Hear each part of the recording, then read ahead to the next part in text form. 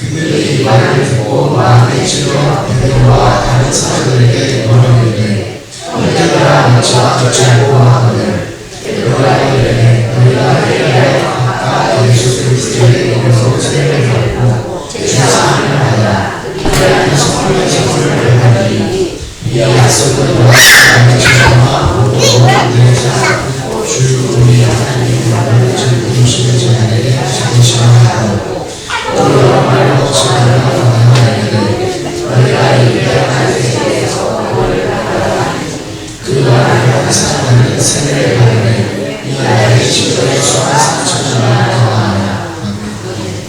오늘 함께 은혜를 나눌 말씀을 주시는 구원에 이르는 과정 이런 제목으로 이 말씀을 나누려고 합니다. 물론 구원은 순간적으로 받는 겁니다. 우리가 구원을 쌓아가고 만들어가는 것이 아니라 주님께서 이 구원을 선물로 주셔서 믿음으로 받으면 그 구원이 우리 가운데 임하게 되는 것이 맞습니다. 지난주에 이 말씀을 봤는데 로마서 10장 9절 10절에 보면 내가 만일 내 입으로 예수를 주로 시인하며 또 하나님께서 그를 죽은 자 가운데 살리신 것을 내 마음에 믿으면 구원을 받으리라 이렇게 말씀하고 있고요. 사람이 마음으로 믿어 의에 이르고 입으로 시인하여 구원에 이르느니라고 말씀하고 있습니다. 우리가 마음으로 믿고 입으로 고백하면 그에게 구원이 임한다 이렇게 말씀하고 있습니다. 그러니까 구원을 어렵게 생각하지 말아야 됩니다. 구원은 우리가 어떻게 해야 무엇을 해야 구원을 받는 것이 아니라 주님이 주신 선물을 아멘으로 받고 믿음으로 고백하면 우리가 구원받은 백성이 될 수 있다는 그런 간단한 진리의 말씀이 성경에 여러 군데서 기록되어져 있습니다. 그러므로 우리 기독교 신앙 가운데서의 구원은 그리 어려운 것만은 아닙니다. 그러나 우리가 여기서 조심해야 될 것이 있는데 너무 쉽게 받은 구원, 너무 값싼 것으로 여기는 그런 어리석은 일들을 범할 때가 있습니다. 쉽게 받았지만 결코 값싼 것은 아니라는 사실을 잘 기억해야 됩니다. 우리가 여기에 앉아서 하나님의 자녀로서 예배를 드릴 수 있다고 하는 것, 이거 아무나 할 수 있는 일이 아닙니다. 여기 앉아서 예배 드릴 때 신중하게 정말로 이게 귀중한 시간에 귀중한 예배를 하나님께 드리는 것이거든요. 그런 마음으로 우리가 예배에 참여하고 우리의 신앙생활을 했으면 좋겠어요. 억지로 끌려 나오신 분 있으십니까? 아니면 정말 할 게 없어서 나오신 분 계십니까? 그것이 아니라 하나님이 우리에게 주신 구원의 은혜가 너무나 크고 감사해서 그래서 주님 앞에 최선을 다해 내 삶의 모습을 드리고자 하는 그런 마음으로 마음을 다수가 드리고자 하는 마음으로 드리는 예배가 오늘 우리들이 드리는 예배예요.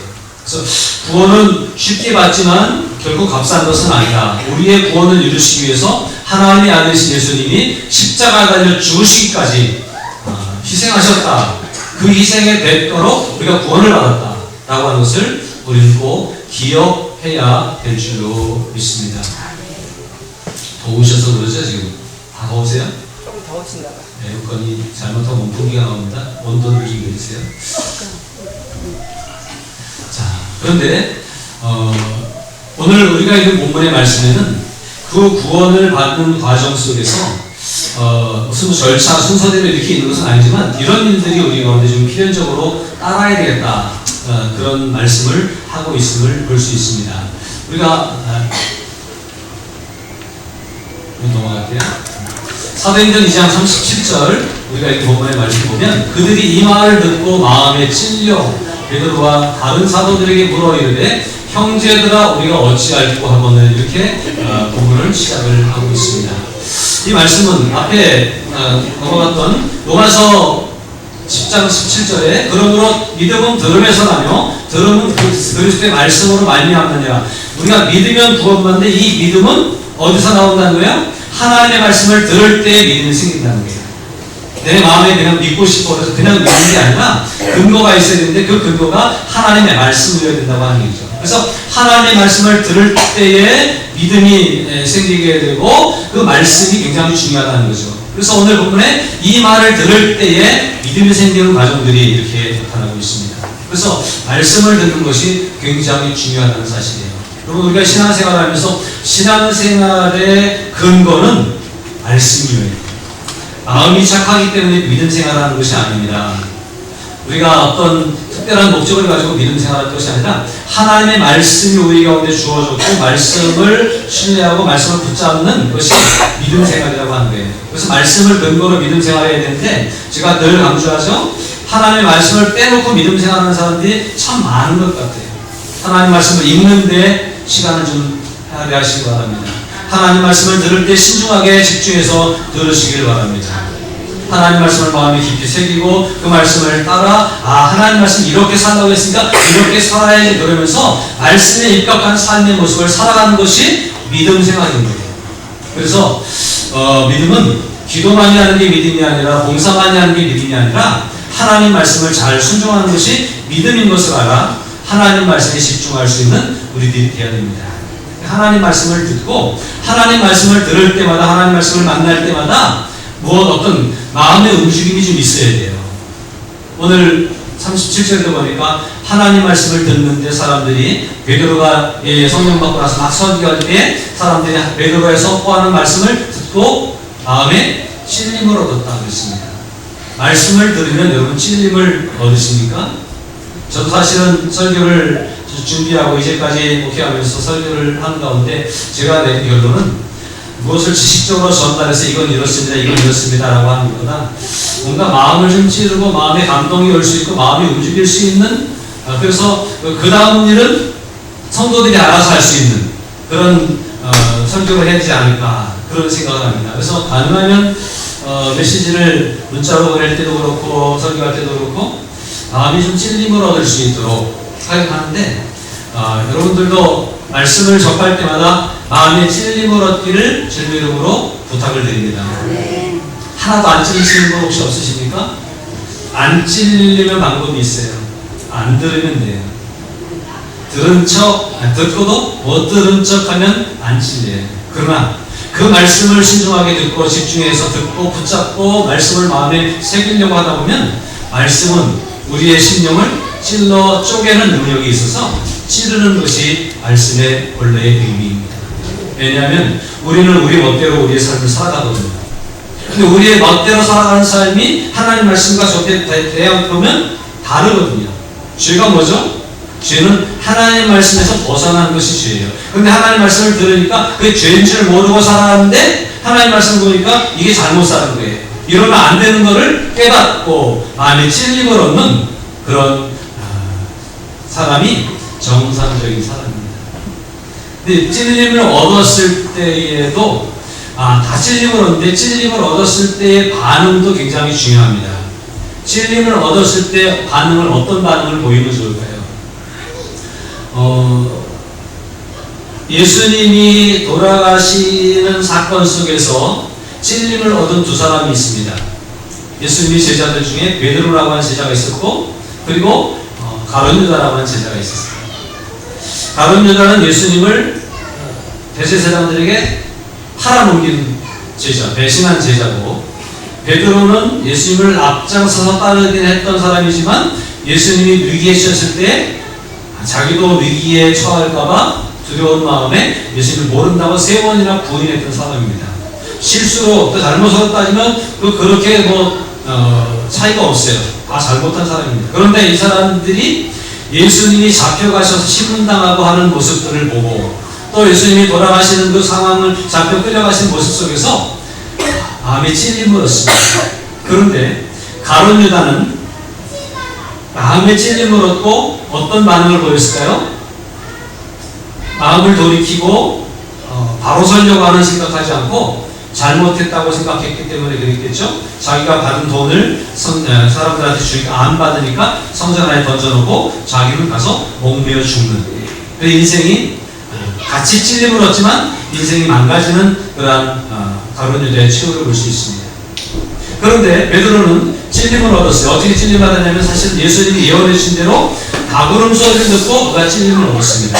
성경은 뭐라고 그러냐면 그가 다구름 소리를 듣고 나서 예수님이 내가 나를 3번 부인할 것이다 라고 말씀하신 그 말씀이 기억나서 어떻게 했다는 거예요? 통곡하며 울었다 이렇게 얘기합니다. 이 통곡은 죄를 잘못을 뉘우치는 것뿐만 아니라 새로운 각오와 결심을 하는 통곡이었을 겁니다. 그 결과 예수님이 부활하신 후에 베드로에게 와서 물으실 때에 네가 나를 사랑하느냐 내가 나를 사랑하느냐? 내가 나를 사랑하느냐 물으실 때에 주님 아시면서 왜 물어보십니까? 내가 주를 사랑하는 줄 주님이 아십니다라고 하는 진실된 고백으로 3번이나 주님을 모른다고 부인했던 베드로가 3번이나 진실로 주님을 사랑한다고 고백함으로써 베드로의 삶은 완전히 변화됐고 초대교회에 위대한 업적을 남기는 사도로서의 쓰임받게 되었다고 하는 사실이에요. 찔림을 얻었을 때의 반응도 굉장히 중요한 거예요. 오늘 본문 속에서 마음의 찔림을 얻은 사람들은 이렇게 말합니다. 우리가 어떻게 하면 좋겠습니까? 여러분 한번 보세요. 우리가 어찌할꼬?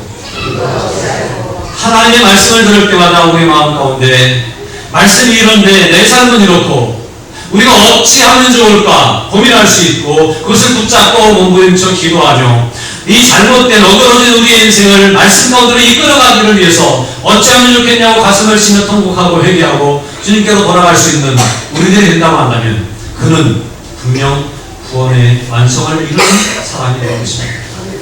하나님 우리에게 모두 구원받기를 원하셨고 우리에게 모든 사람들에게 이 땅의 모든 사람들에게 구원을 선포해 주셨습니다.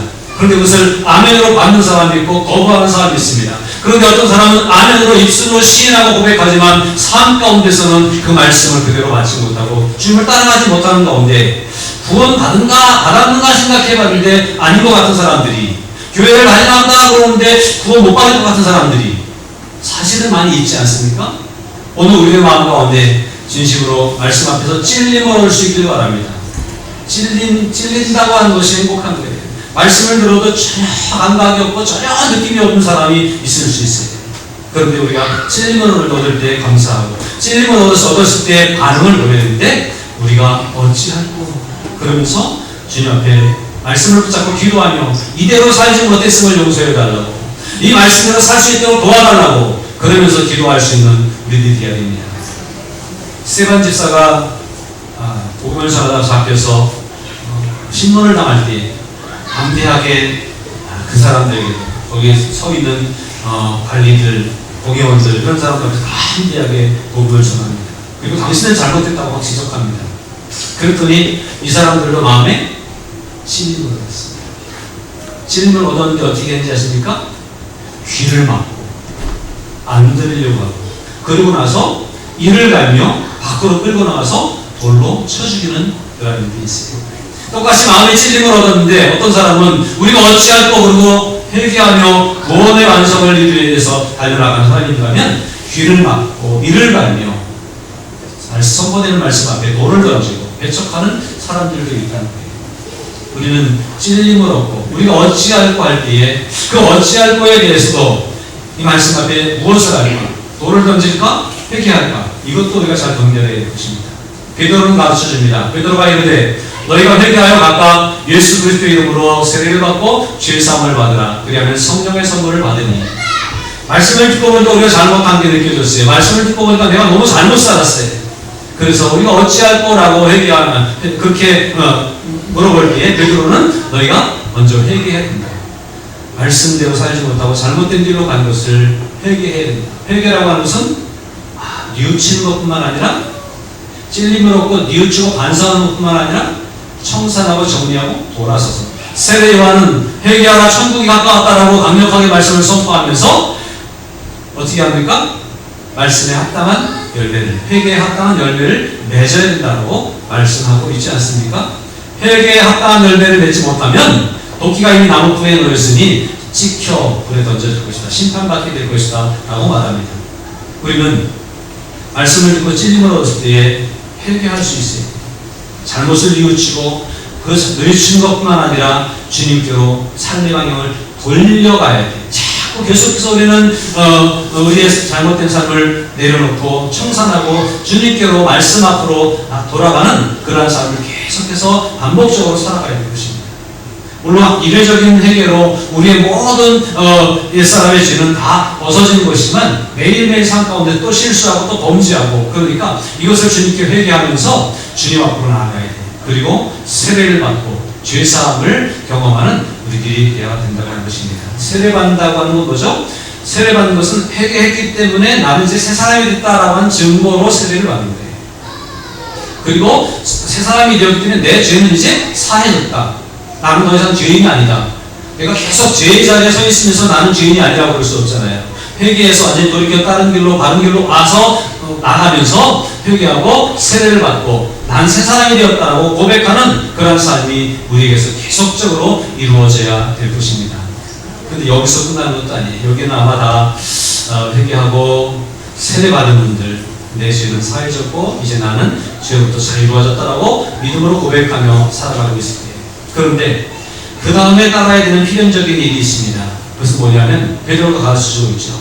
성령의 선물을 받을 것이다. 성령의 선물.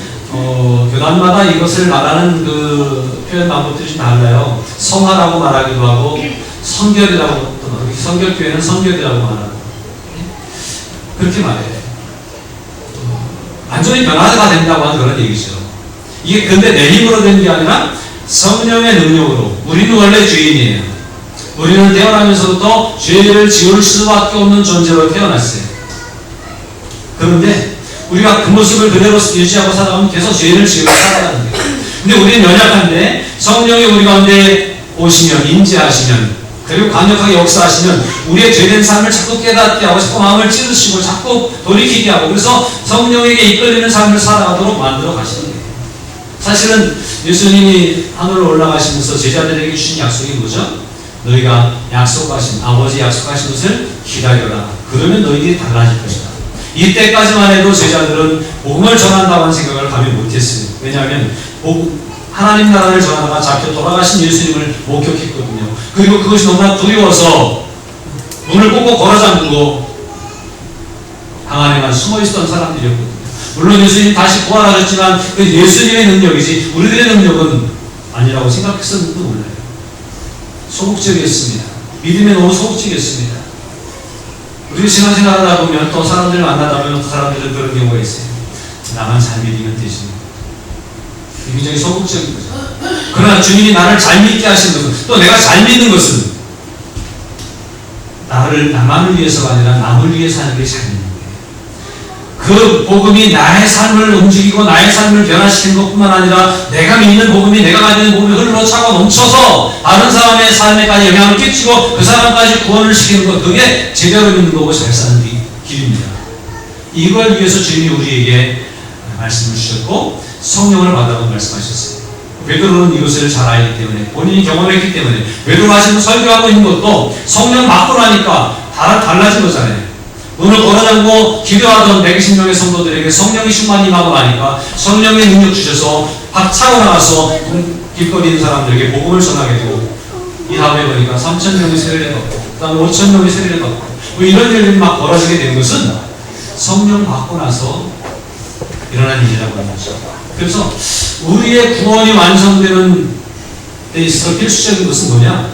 하나님은 우리에게 구원을 선물로 주셨고 우리는 그것을 아멘으로 받을 수 있지만 받은 것으로 끝난 것이 아니라 그것이 정말 내 것이 되고 그 하나님의 완전하신 구원이 내게 임하고 내가 완전히 구원받은 백성으로 살아갈 수 있기를 위해서는 성령의 선물을 받는 이런 일들이 필수적으로 따라야 된다라고 하는 것입니다. 성령을 받으시기를 바랍니다. 이미 성령이 우리 가운데 있기 때문에 오늘 여기 있는 거예요. 그렇지만 그 성령 세대라고 하는 성령이 활발하게 움직이고 나를 지배하고 다스릴 수 있을 만큼 내 생각이 아니라 사람 생각이 아니라 세상적인 생각이 아니라 하나님의 생각으로 가득 찰 수 있도록 내가 이끌려가는 삶을 살도록 날마다 성령 충만을 구하고 주님 도와달라고 주님께 자꾸 나의 약한 모습을 내려놓을 때 하나님이 우리를 붙잡아서 강하게 이끌어 주시는 것입니다. 그래서 성령의 선물을 받으라고 말씀합니다. 40절에 보니까 이런 말씀하죠. 또 여러 말로 확증하며 권하여 이르되 너희가 이 패역한 세대에서 구원을 받으라. 패역한 이 세대 속에서 너희가 구원받아라 라고 하는 말씀을 하고 있습니다. 저는 이 말씀을 들으면서 우리가 예수를 믿음으로 심령의 구원을 입었다고 생각합니다. 그런데 이 구원이 완벽하게 완성되기 위해서는 삶의 모습에서 완전히 구원받은 사람으로서의 삶이 되어져야 됩니다. 마음으로는 입술로는 구원받았는데 삶이 구원받지 못한 거예요. 나는 구원받은 사람으로 살고 싶은데 그런데 자꾸 세상에 발목 잡혀 있는 거예요. 얼마 전에 헌금봉투에 우리 교회 교인은 아니지만 기도 제목이 하나 올라왔습니다. 제발 순종 끊게 해주세요. 하나님의 뜻대로 살기를 원합니다. 그러면서 가끔 우리 교회 와서 기도하고 가는 분인 것 같은데 제발 술 좀 끊게 해주세요. 이게 발목 잡혀서 신앙이 성장하지 못하는 것들을 경험하고 있는 것 같아요. 그 사람의 입장은 그래요. 그런데 하나님이 그 신령 가운데 성령을 부어주시면 술이 싫어지게 되는 역사가 일어날 수 있습니다. 어떤 분이 그래요. 수십 년 동안 담배를 피웠는데 예수 믿고 나서 그때문에 몸을 씻고 기도했는데 한번 기도원에 갔다 와가지고 담배를 막 물었는데 써서 담배를 못 피게 돼요. 집어던지고 끊었다고 그런 얘기를 한 그런 간증을 들은 적도 있습니다. 여러분 성령이 우리 가운데 역사하셔요. 우리의 술 문화, 담배 문화, 또 다른 향락의 문화, 세속적인 문화, 돈에 사로잡히는 것들, 이 모든 것들에서 벗어날 수 있을 줄 믿습니다. 너희가 이 패역한 세대에서 구원을 받으리라. 우리의 삶이 구원을 받아야 돼. 마음만 자유로워지는 것이 아니라 마음만 나는 구원받았어가 아니라 내 삶이 구원받은 사람처럼 자유롭게 살아갈 수 있기 위해서 우리의 상황과 환경들이 변화되는 일들이 일어나기 위해서 성령 충만한 역사가 우리 가운데 필수적으로 필요하다고 하는 사실이에요. 자, 구원을 이루어가는 과정들 뭔지 아시겠습니까? 주님 앞에 말씀을 듣고 말씀의 진리를 얻는 과정이 있습니다.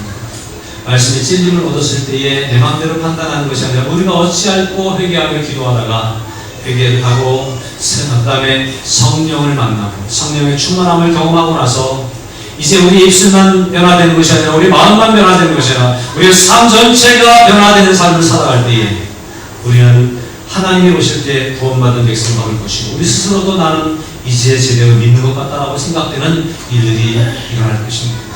이런 구원의 완성, 구원의 역사가 저와 여러분의 삶 가운데, 우리 교회 전체 가운데, 여러분의 가정 가운데 일어나기를 주님의 이름으로 축복합니다.